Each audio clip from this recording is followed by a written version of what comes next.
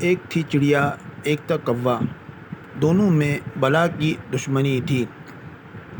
چڑیا کو ہمیشہ شک رہتا کہ اگر وہ اپنے بچوں کے لیے دانہ چگنے جائے گی تو گھونسلے پر کہیں کوا حملہ نہ کر دے، اور واقعی میں کوے کی نیت یہی تھی کہ چڑیا گھونسلے سے جب باہر جائے بچوں کے لیے دانہ چگنے تو وہ اس گھونسلے پر حملہ کرے اور چڑیا کے بچوں کا شکار کرے۔ ایک بار چڑیا جب دانہ چگنے کے لیے گھونسلے سے باہر گئی تو واقعی میں کوے نے اس کے گھونسلے پر حملہ بول دیا، لیکن اس بار چڑیا چھپ کر یہ دیکھ رہی تھی۔ جیسے ہی کوے نے حملہ کیا، چڑیا نے کوے کے اوپر حملہ کر دیا اور چونچوں سے اسے اتنا زخمی کیا کہ اسے وہاں سے بھاگنا پڑا۔ لیکن چڑیا ڈر گئی کہ کہیں دوبارہ ایسا نہ ہو کہ میں گھونسلے سے باہر جاؤں اور میرے بچوں کے اوپر کوا حملہ کر دے۔ اس لیے اس کو ایک ترکیب سوچی۔ اس نے جنگل کے پرندوں سے باری باری ملاقات کی۔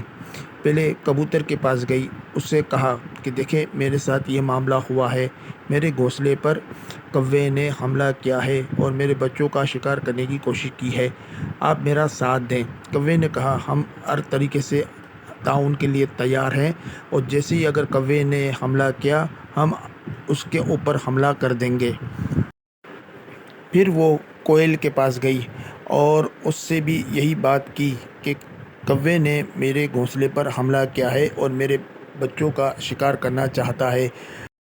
کوئل نے بھی چڑیا سے کہا تم فکر نہ کرو، جب تم گھونسلہ چھوڑ کر اپنے بچوں کی خوراک کے لیے جاؤ گی ہم تمہارے گھونسلے کی حفاظت کریں گے۔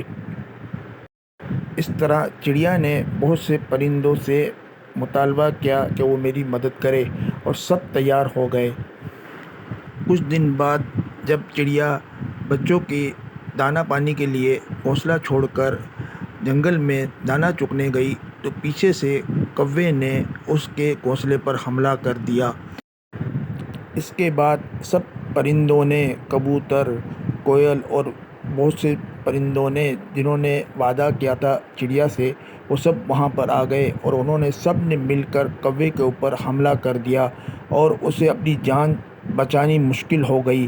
اس کے بعد کوا وہاں سے اپنی جان بچا کر بڑی مشکل سے بھاگ گیا، لیکن اس نے توبہ کی آئندہ کبھی گھونسلے پر حملہ نہیں کروں گا۔ جب چڑیا دانہ چگ کر واپس آئی تو اس نے دیکھا کہ سب پرندوں نے کوے کو مار مار کر اس کا برس نکال دیا ہے تو بڑی خوش ہوئی اور سبوں کا باری باری شکریہ ادا کیا اور سب اب مل جل کر رہنے لگے۔